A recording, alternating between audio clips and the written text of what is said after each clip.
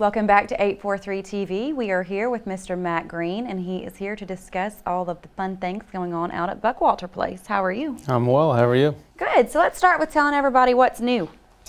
You know, there's a lot new. It's been an interesting few years at Buckwalter Place. This project started in 2007, and here we are in 2013, and we've had about $100 million invested in the project. Recently, we just opened the McDonald's and the Exxon last year, and April 1st we'll break down on the St. Joseph Candler Immediate Care Center, which will go just adjacent to McDonald's up along the Parkway. So really? Those are a couple new things that are happening at Buckwalter Place, and then we have something with the technology park that, you know, I'll probably hit on later.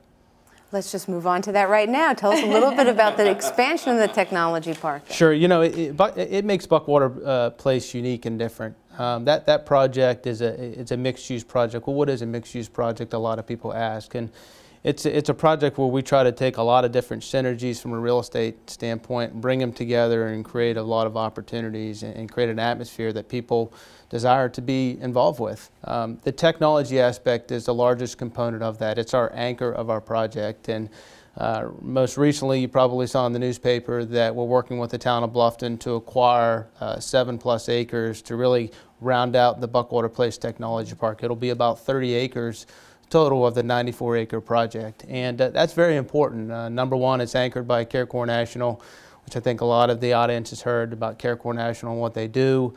We started the Don Ryan Center for Innovation back in May of 2012, and we've got 10 companies in that now, and stay tuned because it's going to continue to grow and create jobs for this community. The partnership with Clemson University has been a tremendous resource and platform from a credibility standpoint. These businesses have come in there, and so it really has it's been a springboard for a larger picture conversation with the technology park. And so we have a few prospects that are lined up, hopefully that we'll get them over the line and continue to add to this technology park, and really the whole project revolves around that. So it's a critical part not only for Buckwalter Place, for this region, because we need to diversify, we need to grow jobs, and everybody talks about how do you do it, and we're trying to do it through our real estate and trying to build that atmosphere. It's great. Matt, is there any plan for housing out at Buckwalter Place? Yeah, it's a good question. Housing is a critical component of creating this mixed-use environment. As much as the businesses, the retail, the office is important, you know, a lot of people in today's trends want to live in these type of environments.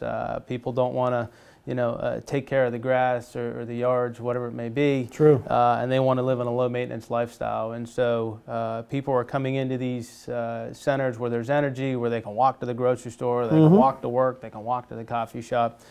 And that environment really doesn't exist around here to a large degree. And so housing is something that we've always said could be a critical component of this project.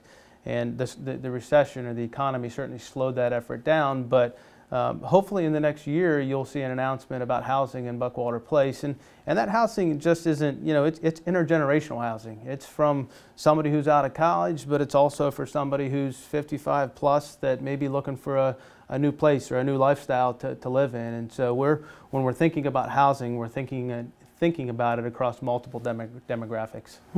Very good. I think convenience is the #1 priority on a lot of people's lives. I mean, kind of regardless of where you're at in your life, you know. That is the big draw. I mean, I'm a working mom with 2 kids, and it's like, I mean, I literally moved my business off the island to be closer to my kids, so it's easier. we call it the mouse wheel. We have a lot of these conversations as recent as yesterday. You know, people run around on a mouse wheel, and we think we're efficient, but we're not. Right, because life's so busy, and we're on our phones all the time, and so I think, you know, if you can provide a situation or a platform that can make life easier, literally, I think that's going to be attractive to people, no matter what age you are. I agree. And, I totally agree with the world's that. not slowing down. It's not. It's continuing to speed up. So I'll tell you this: once you make the commute from work to home, if you can go home and not have to drive to the grocery store, but could walk, you know, that's huge. It's a big And those 30 minutes add up real fast. That's what I always say. That's 30 minutes there and 30 minutes back. That's an hour that I could sit with my kids. I lived in Boston before I moved to this area, and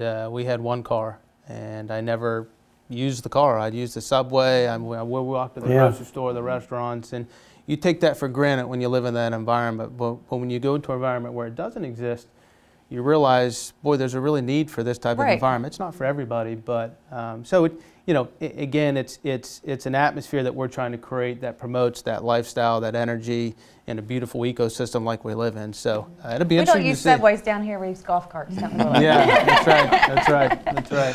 So Buckwalter Place, great property, centrally located. What kinds of community events do you promote? Well, you know, we really try to hone in on community events. It's not something we monetarily we make a lot of money on, but we feel it's something that we need to give back to the community. And so we do a Buckwalter radio show. We promote a business in Buckwalter Place. We do a local traditional farmers market where we literally have 5 honorable farmers, dedicated farmers, where you can drive in, get your veggies, and you're out. Now, when is that? That'll start up in April. So they close for the winter, right? Yeah, close for the winter, April to October. We do block parties. We're doing a big family fun day here and coming up in a couple months. So, you know, we try to, you know, anybody that approaches us about a community event, we're all ears. We're working on the circus out there. I don't know if it'll happen or not, but we'll entertain lots of different things because we feel that in order to really create that energy and that environment, the community needs to be a huge part of that effort. Indeed, indeed. So thank you, Matt Green, for being with us today, and make sure that you stay tuned next time for more 843 TV, where communities come to speak.